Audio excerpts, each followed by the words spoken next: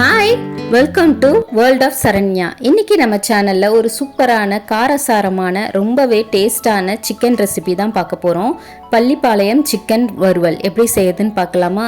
இதில் காரத்துக்கு நம்ம காஞ்ச மிளகாவும் மிளகும் மட்டும் தான் சேர்க்க போகிறோம். இது செய்கிறது ரொம்ப ஈஸி, அதே சமயம் ரொம்ப டேஸ்ட்டாகவும் இருக்கும். கண்டிப்பாக செஞ்சு பாருங்கள். ஃபஸ்ட்டு ஒரு பேனில் எண்ணெய் ஊற்றிக்கலாம்.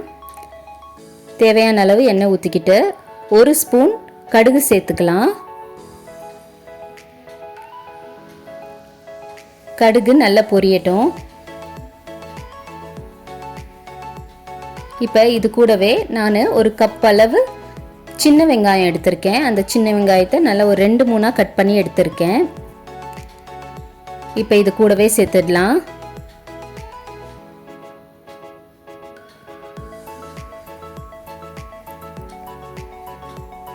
கொஞ்சமாக கருவேப்பிலை சேர்த்துருக்கேன். நல்லா ஒரு 15 காஞ்ச மிளகாவை எடுத்து சிசர்ஸ் வச்சு நல்லா சின்ன சின்னதாக கட் பண்ணி எடுத்துக்கிட்டேன். உங்களுக்கு காரம் இன்னும் வேணும்னா இன்னும் கொஞ்சம் கூட காஞ்ச மிளகாய் சேர்த்துக்கலாம். இதையும் இது கூடவே சேர்த்துடலாம். சேர்த்துட்டு நல்லா கலந்து விட்டுடலாம்.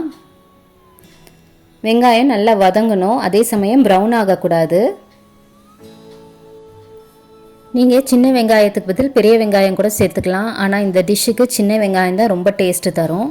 முடிஞ்ச அளவுக்கு சின்ன வெங்காயம் யூஸ் பண்ணுங்கள். இப்போ இது கூடவே 2 ஸ்பூன் வீட்டில் அரைச்ச ஃப்ரெஷ்ஷாக அரைச்ச இஞ்சி பூண்டு பேஸ்ட்டு சேர்த்துருக்கேன்.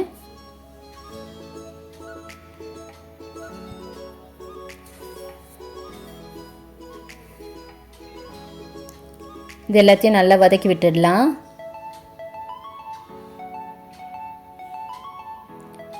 இந்த டிஷ் ரொம்பவே சிம்பிளான டிஷ்ஷு தான், ஆனால் இதோட டேஸ்ட்டு ரொம்ப அட்டகாசமாக இருக்கும். நீங்கள் எது கூட வேணாலும் இதை வச்சு சாப்பிடலாம். ஃப்ரைட் ரைஸு, வெறும் சாம்பார், ரசம், இது கூடவே ரொம்ப சூப்பராக இருக்கும். இப்போ ஒரு ஸ்பூன் உப்பு சேர்த்துருக்கேன்.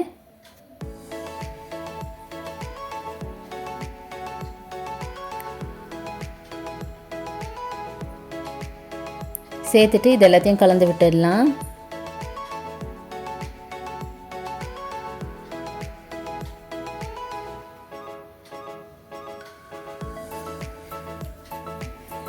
இப்போ இது கூடவே நான் சிக்கன் சேர்த்துருக்கேன். நான் 1/2 கிலோ சிக்கன் எடுத்திருக்கேன். எலும்பு உள்ளது தான். இது எல்லாத்தையும் சின்ன சின்னதாக கட் பண்ணி இது கூடவே சேர்த்துருக்கேன்.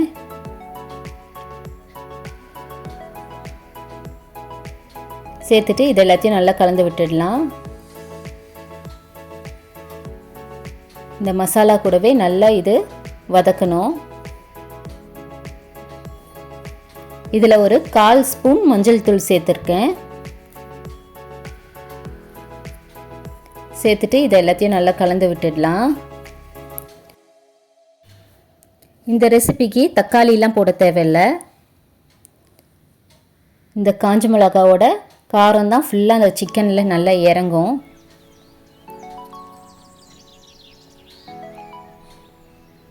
இப்போ கொஞ்சமாக தண்ணி ஊற்றிக்கலாம். ஒரு 1/2 டம்ளர் தண்ணி ஊற்றினா போதும்.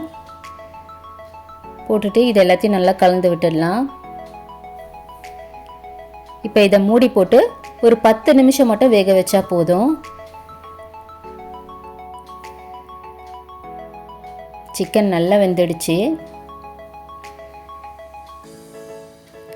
இந்த மிளகாவோட காரம்லாம் நல்லா இறங்கி நல்ல வாசனையாக இருக்குது. இப்போ இது கூடவே நான் ஒரு 1/2 ஸ்பூன் மிளகுத்தூள் சேர்த்துருக்கேன். நீங்கள் காரத்துக்கு ஏற்றாப்புல நீங்கள் ஆட் பண்ணிக்கோங்க.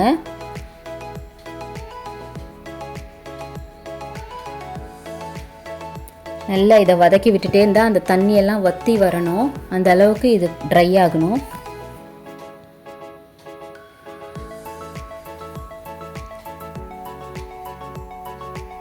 இப்போ பார்த்தீங்கன்னா அந்த தண்ணியெல்லாம் நல்லா ட்ரை ஆகிடுச்சு. எண்ணெய்லாம் நல்லா பிரிஞ்சு வந்துடுச்சு. மேலே கொஞ்சமாக கொத்தமல்லி தூவிக்கிறேன். அவ்வளோதான், நம்மளோட பள்ளிப்பாளையம் சிக்கன் வறுவல் சூப்பராக ரெடி ஆகிடுச்சு. எடுத்து காட்டுறேன் பாருங்கள். பிடும்போதே உடஞ்சி விழுது, அந்த அளவுக்கு சாஃப்டாக இருக்குது.